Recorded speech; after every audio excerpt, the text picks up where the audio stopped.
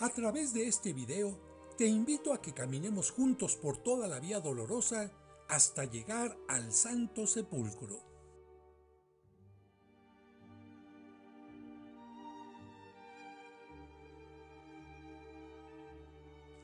Caminaremos desde lo que fue el pretorio de Pilato en la fortaleza Antonia. Atravesaremos después lo que fueron las murallas para llegar a una zona donde se extraía cantera y donde estaba la roca de ejecuciones del Gólgota. Y a unos cuantos pasos, a la izquierda, estaba una área de sepulcros excavados en la roca. Esta puerta, al oriente de las murallas de Jerusalén, es la Puerta de los Leones, y es el ingreso para llegar más fácilmente a la Vía Dolorosa, que sigue un camino de oriente a poniente hasta el Calvario, y que inicia en lo que fue el pretorio de Pilato. Ya la estamos cruzando. Seguiremos un paso rápido para que el video no sea tan largo. Parte del camino tiene túneles como este, y no por ser la Vía Dolorosa, está exenta del ruido o del paso de vehículos. Y aunque la mayor parte de la vía se encuentra en el barrio musulmán, no hay impedimento ni para cristianos, judíos o cualquier persona para circular por ella, y siempre hay un ambiente de respeto entre todos. Esta calle que vemos ahora es otra forma de llegar hasta aquí desde la Puerta de las Flores.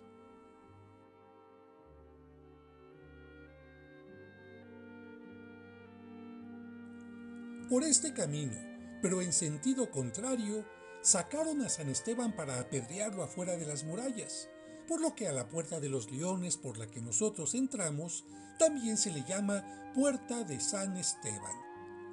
Estamos llegando ya al lugar donde estuvo el pretorio de Pilato y por lo tanto al lugar de inicio del Vía Crucis.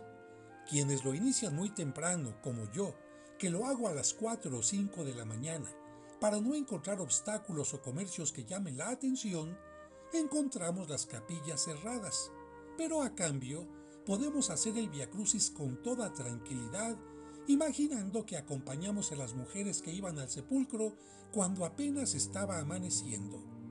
Aquí tenemos la primera estación. A los lados del arco hay dos lápidas con textos de los evangelios que recuerdan la burla de los soldados y la condena de Pilato.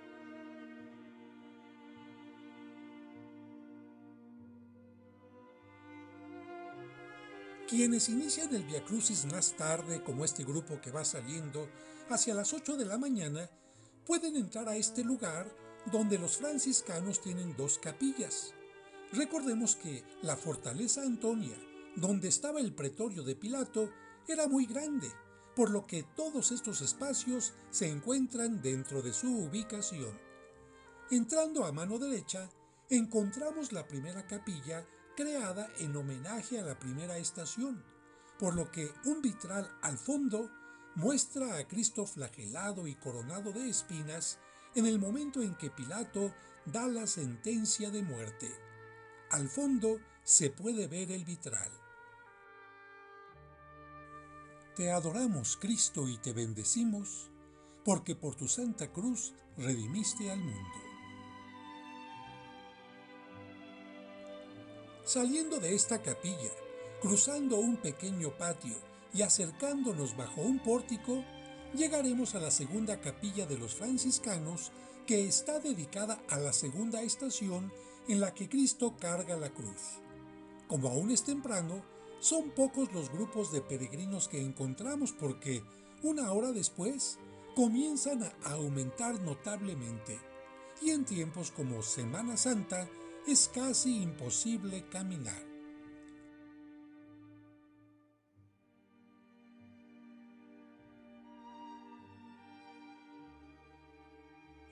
Te adoramos, Cristo, y te bendecimos, porque por tu santa cruz redimiste al mundo.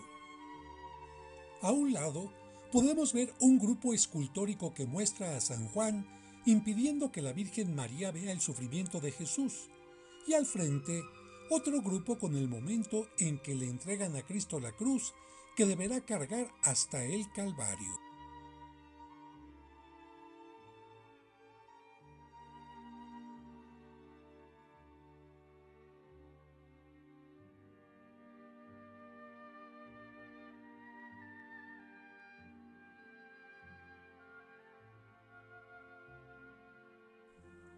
Saliendo de este lugar, continuamos nuestro recorrido y observamos que ya comenzaron a abrir los locales comerciales.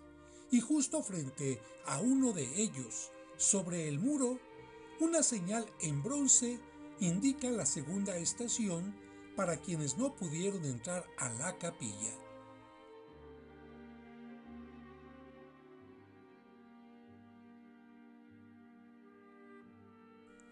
Continuamos avanzando por la Vía Dolorosa y en un momento veremos a nuestro lado derecho una indicación para descender a Litóstrotos, las piedras originales del pretorio de Pilato donde Cristo fue flagelado. Aquí lo indica la flecha. Y aprovechamos para ver otra calle que confluye a la Vía Dolorosa con una gran pendiente. No todos los grupos entran a este lugar, donde nosotros hemos descendido por una gran escalera para ver las piedras originales de Litóstrotos, el lugar donde Cristo fue flagelado y coronado de espinas.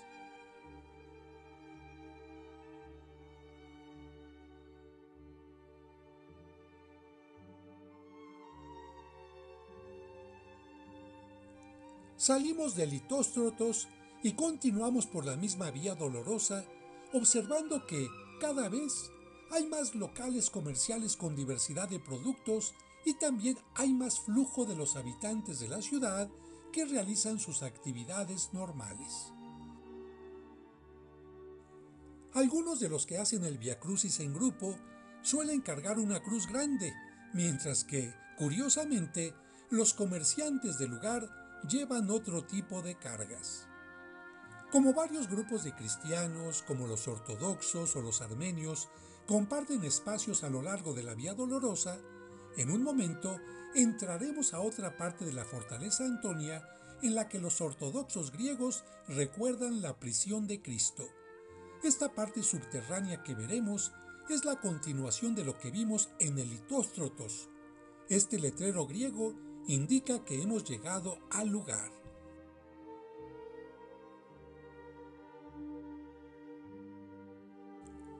Dos letreros más indican en griego el Pretorium o prisión de Cristo, y aunque es una capilla ortodoxa, cualquier persona puede entrar sin ningún problema.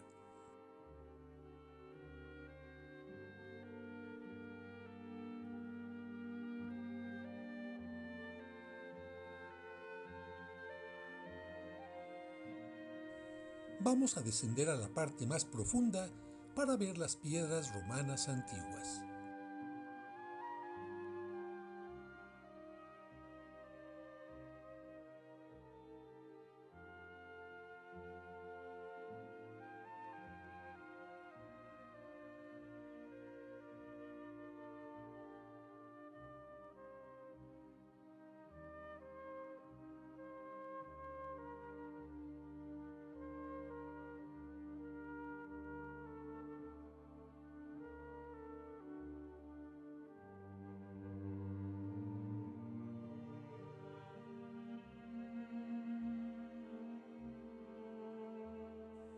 Es muy interesante observar lo que las excavaciones arqueológicas han encontrado y es maravilloso sentir que estamos llegando al nivel original de la ciudad de los tiempos de Cristo. Con un poco de imaginación, podríamos ver a Pilato, a sus guardias y escuchar las voces de Anás y Caifás gritando «Crucifícalo», mientras que Jesús se entrega por nosotros. Regresamos al nivel de la capilla y vemos que los ortodoxos solo aceptan las imágenes pintadas a las que llaman íconos, del griego imagen, ya que es más fácil entender que solo son imágenes y no personas reales. Por lo mismo, no aceptan las imágenes en forma de escultura porque, al ser más parecidas a la realidad, podrían, según su pensamiento, propiciar la idolatría.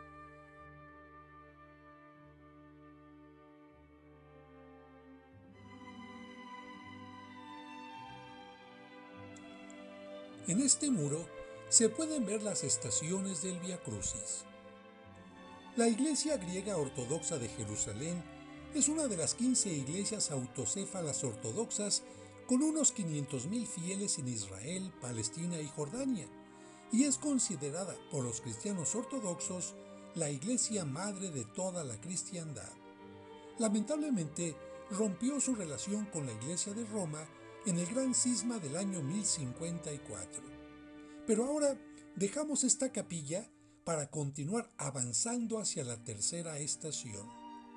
Desgraciadamente, el barrio musulmán, a diferencia de los otros barrios, constantemente está lleno de basura.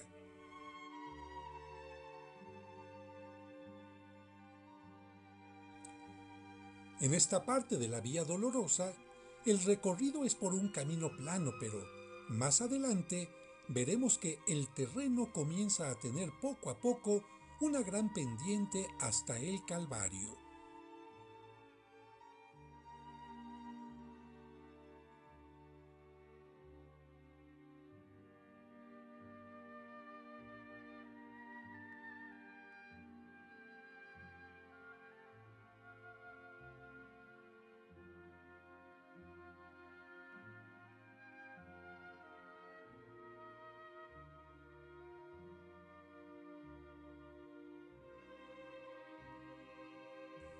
Nos acercamos a la tercera estación, que está en esta esquina donde confluye la calle que viene de la puerta de Damasco, por lo que hay mayor movimiento y ruido.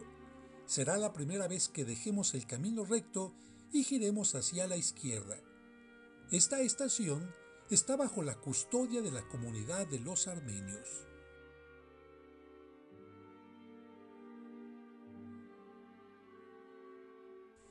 Nos acercamos a la puerta de la tercera estación.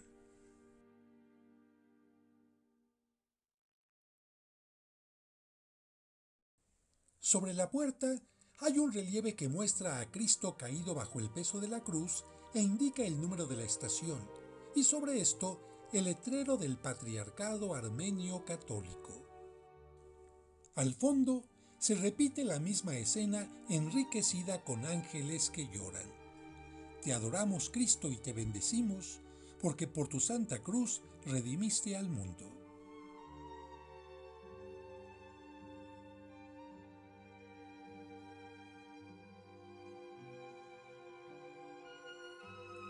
Junto a la tercera estación está inmediatamente la cuarta, que nos hace pensar que cuando Cristo cayó por primera vez, inmediatamente se acercó su madre para auxiliarlo.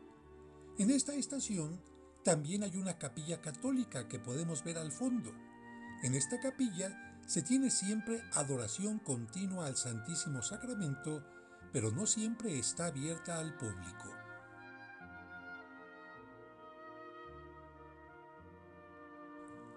Salimos del lugar y continuamos hacia la izquierda para dirigirnos hacia la quinta estación.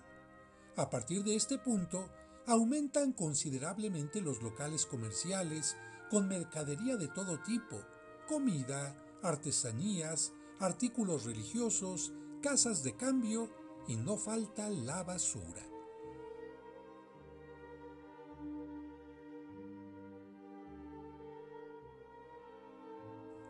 Ya se siente el ambiente de comercio y eso que aún falta que abran todos los puestos porque aún es temprano. Y como en la mayoría de los lugares, no puede faltar el panadero, en este caso con el pan pita, el pan árabe cargado sobre su cabeza.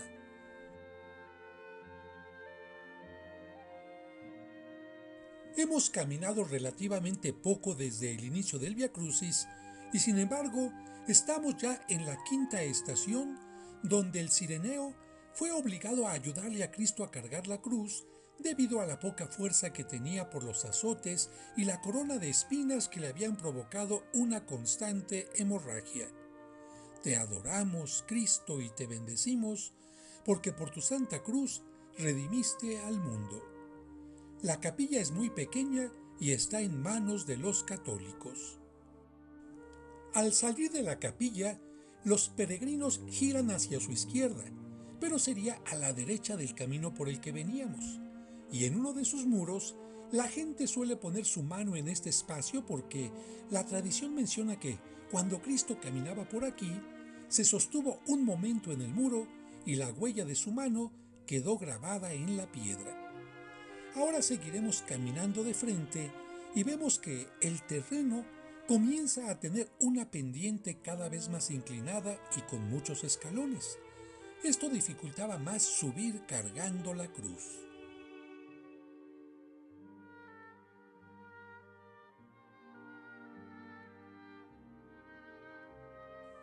La vía dolorosa se ha hecho más estrecha, pero aunque algunos aún están cerrados, no faltan los locales comerciales a ambos lados.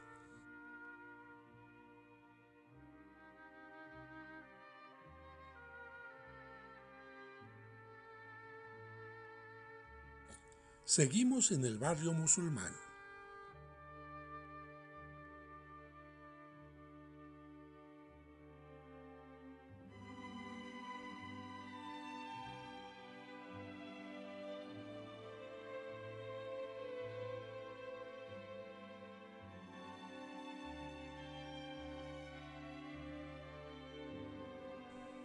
El grupo de religiosas que viene delante de nosotros se ha detenido un momento porque llegamos a la sexta estación en la que se recuerda que una mujer, compadecida de Jesús, al ver que sus ojos se han llenado de sangre, de sudor y polvo que le impiden ver el camino, se acerca valientemente a él y contra el impedimento de los soldados romanos le limpia el rostro. Te adoramos, Cristo, y te bendecimos, porque por tu santa cruz redimiste al mundo.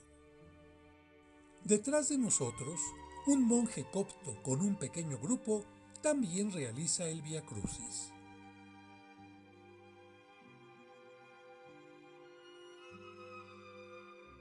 La pendiente se hace cada vez más pesada y al ver este espacio reducido y los locales comerciales, se puede entender por qué cuando los grupos realizan el Via Crucis a esta hora o más tarde, ya hay muchos distractores y demasiada gente porque llegan a juntarse varios grupos y cada uno hace las oraciones en voz alta en su propia lengua. Afortunadamente, por aquí no transitan vehículos y solo se permite el paso de carretillas con alguna carga para los locales comerciales.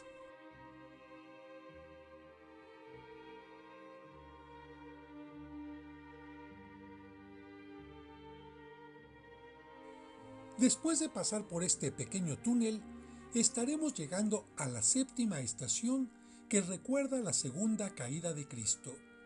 Cuando arrecia el calor en Jerusalén, los peregrinos pueden sentir en carne propia el calor que pudo haber agobiado a Jesús.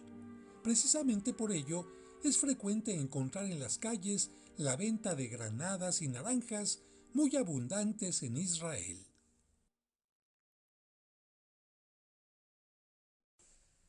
Llegamos a la capilla de la séptima estación. Esta es una capilla un poco mayor que la anterior, también propiedad de los franciscanos.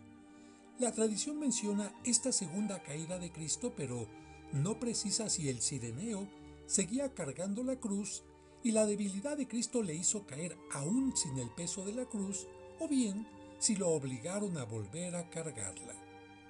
Te adoramos, Cristo, y te bendecimos, porque por tu santa cruz redimiste al mundo.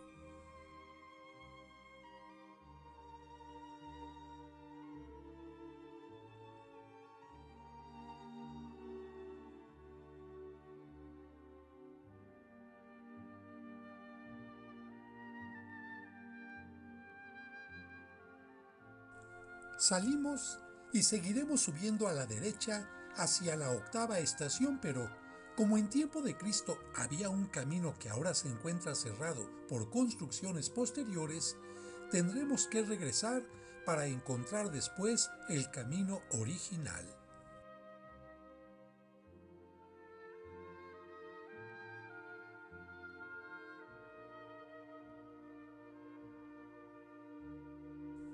Aquí está la octava estación que recuerda el momento en que Jesús habla a las mujeres de Jerusalén.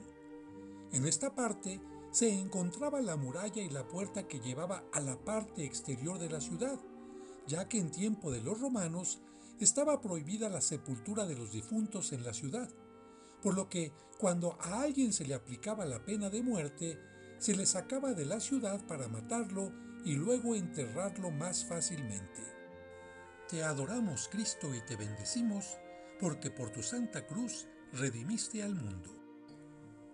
Como por las construcciones posteriores se cerró el paso al camino original, tenemos que regresar un poco hacia donde estaba la capilla de la séptima estación, que ahora queda justo a nuestro lado izquierdo, y ahí damos vuelta a la derecha para encontrar el camino que Cristo siguió. Seguimos en la Vía Dolorosa y en el barrio musulmán. No es difícil entender que para ellos este no es un camino sagrado, sino una zona de mercadería en la que no solo venden souvenirs a los turistas, sino también elementos de uso común para ellos como ropa, zapatos, alimentos y dulces. Y como casi en todas las familias hay niños, no pueden faltar los juguetes. Los musulmanes y árabes toman mucho café, por lo que no falta quien, como este joven, lleve los vasos de café a los locatarios. Y en una región donde abundan tantos olivos, los musulmanes como judíos gustan mucho del aceite de olivo y de las aceitunas verdes y negras.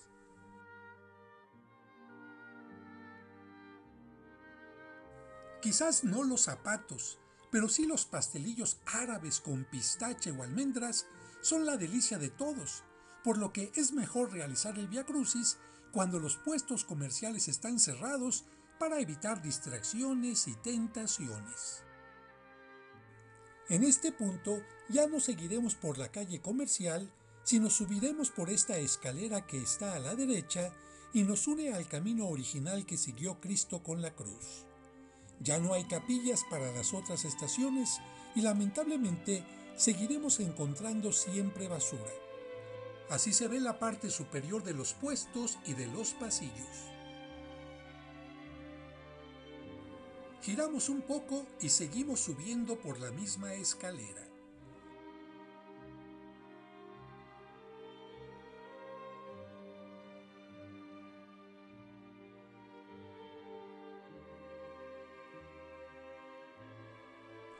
Aquí, al fondo de este camino, aparece ya ante nuestros ojos, detrás de estos muros, la cúpula de la Basílica del Santo Sepulcro, en cuyo interior se conserva tanto el lugar de la crucifixión como el del sepulcro donde Cristo fue sepultado.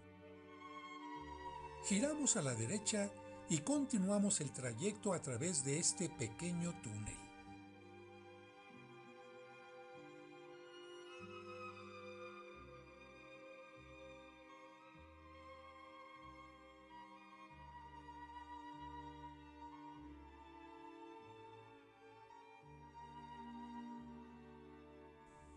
En esta parte se suele tener la novena estación en la que Cristo cae por tercera vez. Te adoramos, Cristo, y te bendecimos, porque por tu santa cruz redimiste al mundo.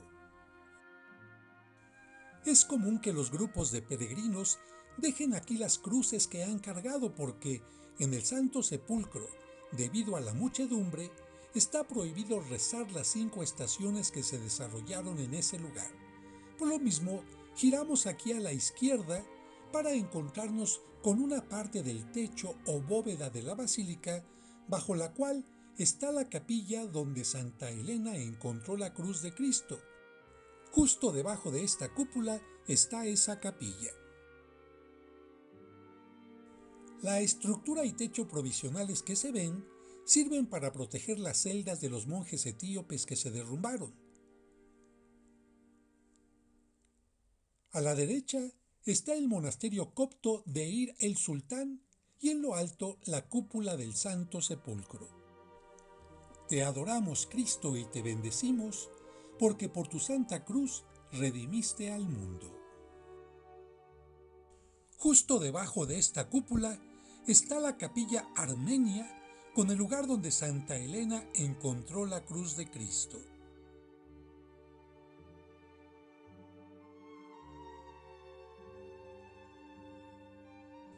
Como se puede ver, hay restos de edificaciones de otro tiempo destruidas, pero ahora nos acercaremos a una puerta muy pequeña y sencilla que da acceso a las capillas etíopes que se construyeron sobre el camino original que recorrió Cristo, y por lo tanto es la vía dolorosa original que nos llevará a la explanada del Santo Sepulcro.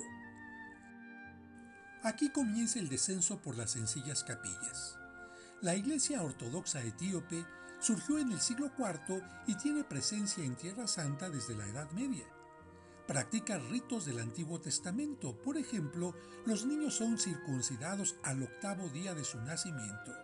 Sus días santos son el sábado y el domingo. Las mujeres tienen prohibida la asistencia al templo durante la menstruación. Los hombres y las mujeres deben sentarse en lugares separados durante las ceremonias. Como los musulmanes, se quitan los zapatos cuando entran al templo y deben vestir siempre de blanco o de negro. Dejamos esta capilla y pasamos a la siguiente para continuar descendiendo.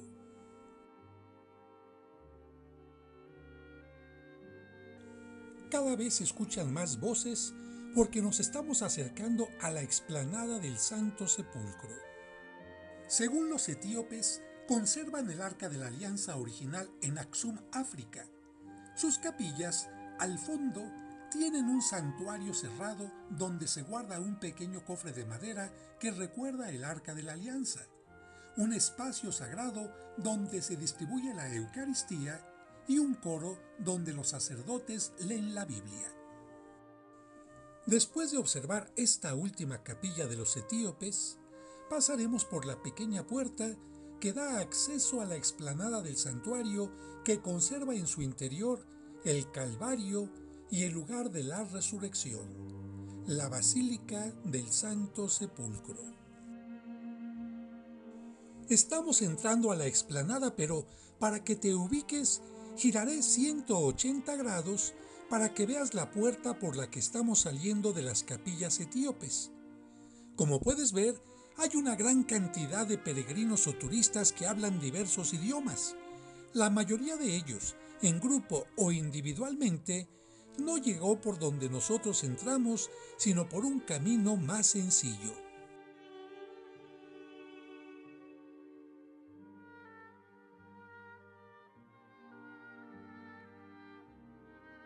Estoy caminando hacia el fondo para que, al girar otra vez en 180 grados, puedas ver la fachada de la basílica, que es como la ven los grupos que llegan por el camino más amplio y fácil.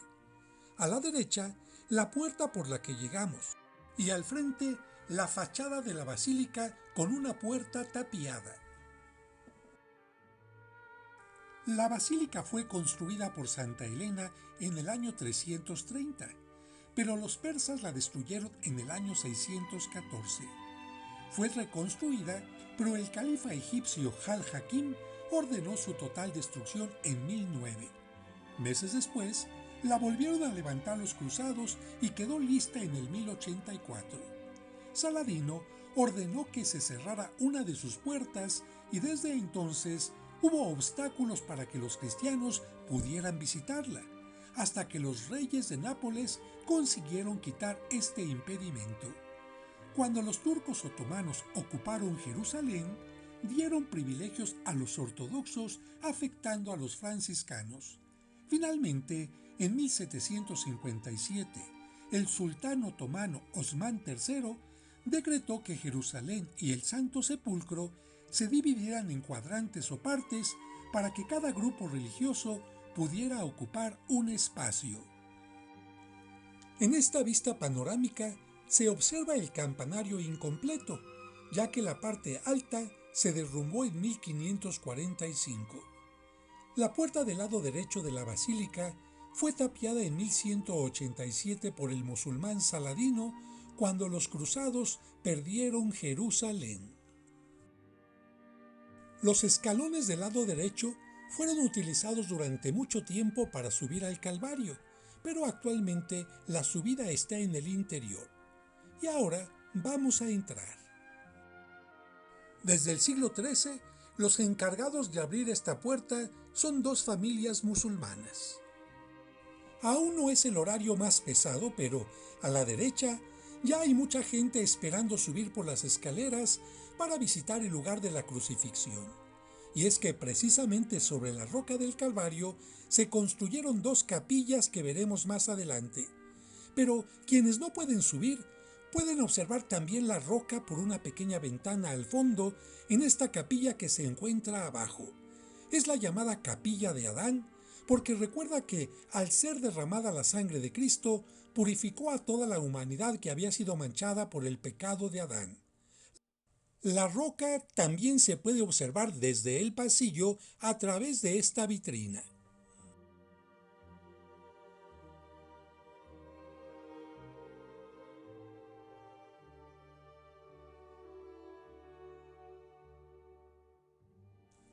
Ahora vamos a girar a la derecha para regresar hacia la entrada y poder observar este mosaico que indica tres momentos de la pasión.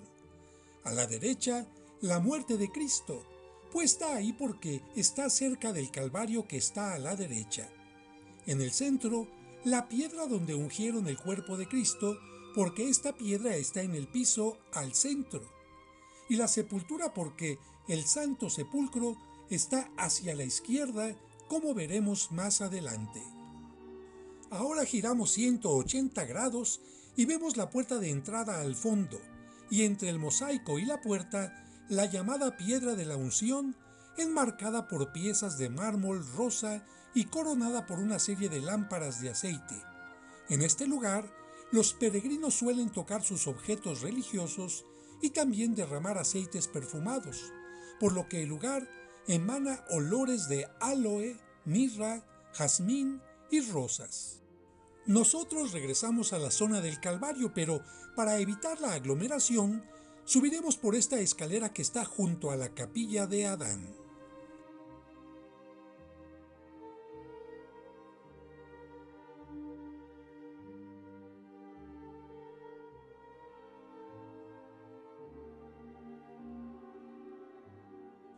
Desde esta altura podemos ver cómo siguen llegando los peregrinos.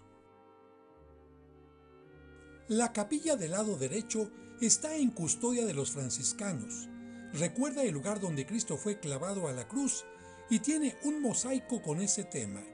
Ahí se puede celebrar la misa.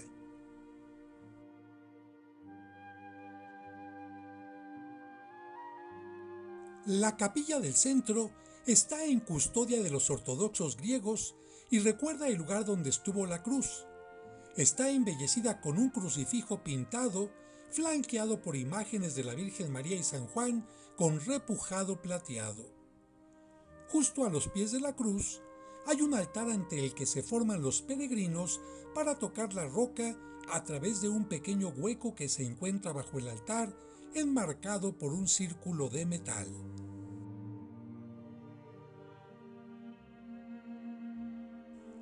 Recordemos que las lámparas de aceite colgantes hacen referencia a que este es un lugar santo.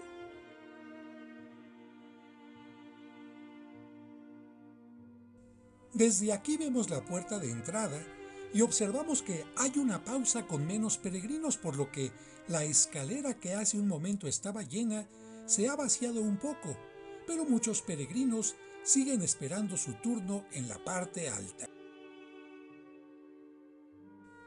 Esta es la misma escalera por la que subimos hace un momento. Está muy inclinada y hay que bajar con mucho cuidado. Pero nosotros permanecemos un momento más para que te ubiques mejor. Vemos desde arriba la piedra de la unción y al fondo el camino que nos llevará al Santo Sepulcro. Nuevamente se vuelve a llenar el lugar. Algunos de los peregrinos se detienen en la piedra de la unción, mientras que otros caminan hacia la izquierda para tomar su lugar en la fila de espera del Santo Sepulcro.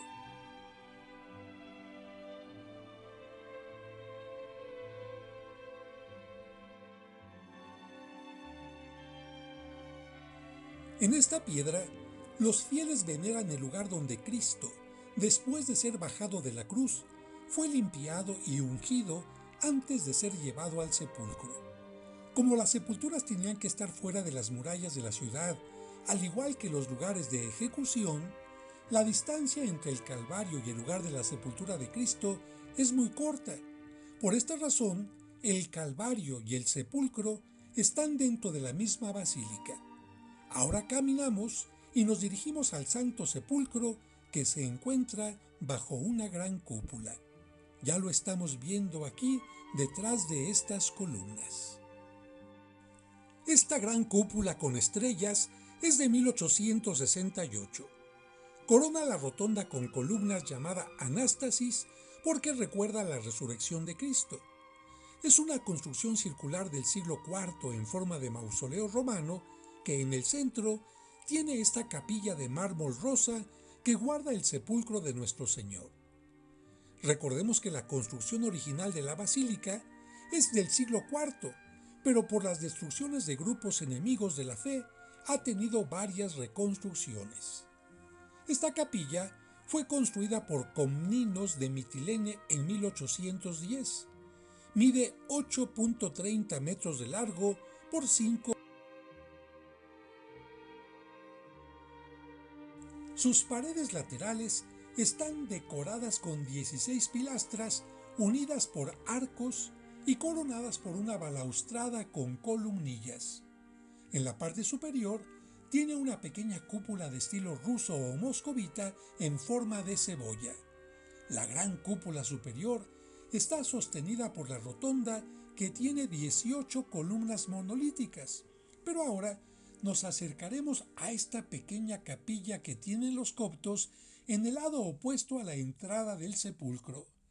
Y es que como la basílica es compartida por católicos, ortodoxos griegos, armenios y coptos, estos últimos ocupan este lugar que colinda con el Santo Sepulcro. Los peregrinos que no tienen tiempo para esperar la entrada al Santo Sepulcro se conforman con entrar a esta parte. Enfrente de esta capilla, detrás de las pilastras y en una zona evidentemente descuidada, está este pequeño ábside central del siglo IV, aunque muy rebajado por una restauración del siglo IX. Y ahora entramos a este espacio que parece abandonado, en el que solo hay este trono, sede o cátedra, desgastado por el tiempo y el descuido. Esta zona tan cercana al Santo Sepulcro está en manos de la comunidad siro-jacobita. Esta tuvo sus orígenes en la época de los apóstoles, cuando un grupo de cristianos huyó de Palestina por la persecución que se desencadenó tras la lapidación de San Esteban y se dispersaron por la región sirio-fenicia. Llegaron así hasta Antioquía, capital de la provincia romana de Siria. Inicialmente tenían comunión con la Iglesia Católica y la Ortodoxa griega, pero la rompieron al decir que Cristo solo tiene la naturaleza divina, pero no la humana. Se les llama siro-jacobitas porque en el año 544, después de la ruptura con la Iglesia Católica y la Ortodoxa griega, el obispo Jacobo Baradai les envió a su primer patriarca. Y ahora nos acercamos a un orificio en el muro que permite observar una cámara interior funeraria con nichos de una tumba judía del siglo I a.C. que la tradición popular llama de José de Arimatea, pensando que él se habría hecho excavar esta tumba para él. Estos nichos son la prueba clara de que la zona del Santo Sepulcro era utilizada para tumbas. La iglesia siro-jacobita tiene presencia especialmente en Líbano, Siria, Irak y la India. Su líder es el patriarca Ignacio Afrem II Karim, que reside en Damasco, y precisamente por esto es difícil que lleguen a este lugar. Al regresar a la capilla, edícula o edículo del sepulcro, podemos observar en su parte alta frases en griego que son alabanzas a Cristo, pero también observamos que ya no tiene las vigas de acero que Para apuntalarla, le habían colocado los británicos en 1947. Y mientras observamos la fila de los peregrinos que esperan su turno para visitar su interior y ver de cerca la piedra sobre la que estuvo el cuerpo de Cristo y donde resucitó, ponemos atención en algunas de las 18 columnas de la rotonda y recordamos que la edícula o edículo estuvo desde el 2016 en restauración y durante los 10 meses que duró este espacio estuvo protegido por andamios y plásticos que colocaron técnicos de la Universidad de Atenas. La restauración, que superó en costo los 10 millones de euros y que fue realizada por expertos restauradores, científicos, estudiosos y arqueólogos, fue posible gracias a la colaboración de las comunidades griega ortodoxa, armenia y católica, y a las aportaciones del rey de Jordania Abdullah II y la del presidente palestino Mahmoud Abbas. Nos acercamos nuevamente a la capilla de los coptos y vemos que son de su gusto las pinturas y bordados sobre tela que cubren con plásticos y que cuelgan de los laterales y la reja del frente. La palabra copto significa egipcio, por lo que son los cristianos egipcios. Según la tradición, la iglesia copta tuvo su origen en el siglo I con la predicación de San Marcos Evangelista, ya que él llevó el cristianismo a Egipto. Esta iglesia se separó del cristianismo primitivo después del año 451 al afirmar también que Cristo no tuvo naturaleza humana sino solo divina, es decir, son monofisistas. Actualmente hablan árabe y solo utilizan el copto en su liturgia. Ahora vemos la fachada del Santo Sepulcro sobre la que cuelgan lámparas de aceite con globos plateados. Sobre la puerta hay medallones con bustos de los apóstoles y a sus lados grandes candelabros con la inscripción Venecia 1877. Como el espacio es relativamente pequeño, se entra de uno en uno. La mayor parte del tiempo lo custodian los griegos ortodoxos, y cuando abren sus puertas se puede ingresar a dos salas. La primera es la llamada Sala del Ángel, porque en ese lugar las mujeres vieron al ángel que les dijo que Cristo había resucitado. En el centro, como se puede ver aquí, se conserva un fragmento de la piedra que cerraba el sepulcro en esta especie de base de mármol. Si miramos hacia arriba, veremos muchas lámparas de aceite colgando, y si bajamos la mirada poco a poco, veremos al lado izquierdo la puerta hacia la siguiente sala, la más importante, embellecida con relieves en mármol. En el centro de esta base están los restos de la piedra que cerró el sepulcro.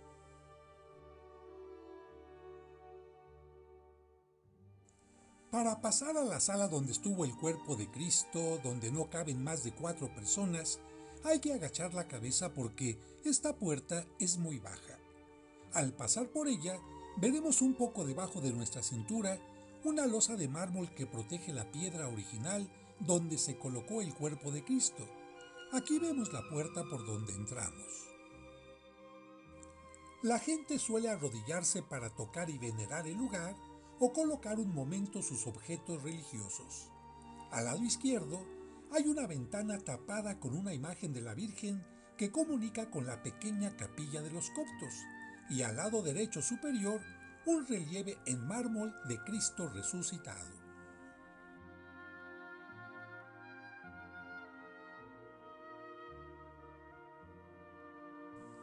En horarios muy especiales y restringidos, se coloca una tabla sobre la losa para que los ortodoxos o los católicos puedan llevar a cabo sus celebraciones.